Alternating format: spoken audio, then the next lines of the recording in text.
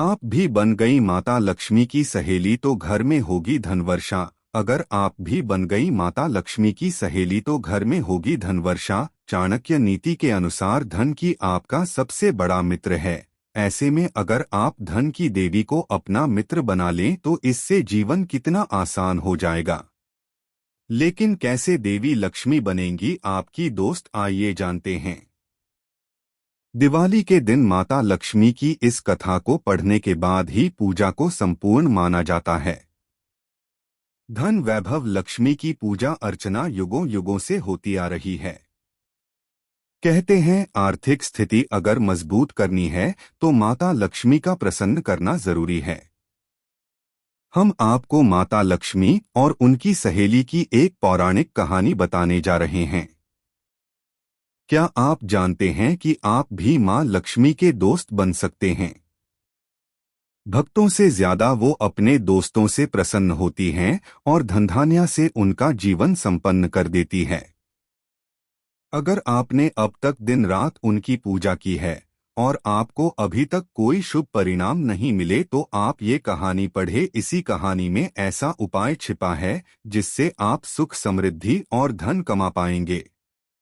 लक्ष्मी माता की दोस्ती आपको बेड़ा पार कर देगी। कहते हैं जीवन में अच्छे दोस्त मिल जाएं तो आधी से ज्यादा परेशानियां यूं ही दूर हो जाती हैं।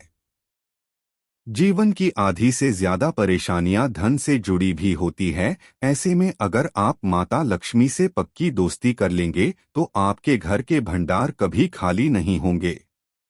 तो आइए जानते हैं माता लक्ष्मी और उनकी सहेली की कहानी।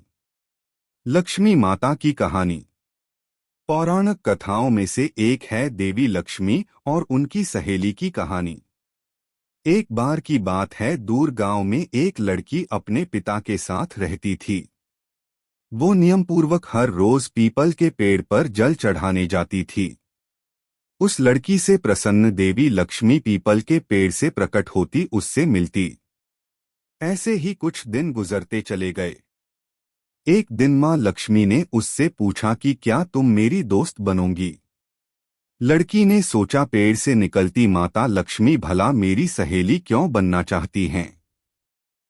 उसके मां लक्ष्मी से कहा कि मैं अपने पिता से पूछकर बताऊंगी। घर जाकर उस लड़की ने अपने पिता को सारी बात बताई। पिता ने कहा, भला कौन मां लक्ष्मी की सहेली नहीं बनना चाहेगा? उनकी कृपा से जीवन में उन्नति और तरक्की के मार्ग खुल जाते हैं। अगले दिन वो लड़की फिर पीपल पर जल चढ़ाने गई। देवी प्रकट हुई तो लड़की ने कहा, हाँ मैं तुम्हारी सहेली बनूंगी। कुछ दिनों बाद माता लक्ष्मी ने अपनी सहेली को अपने घर पर खाने का न्योता दिया।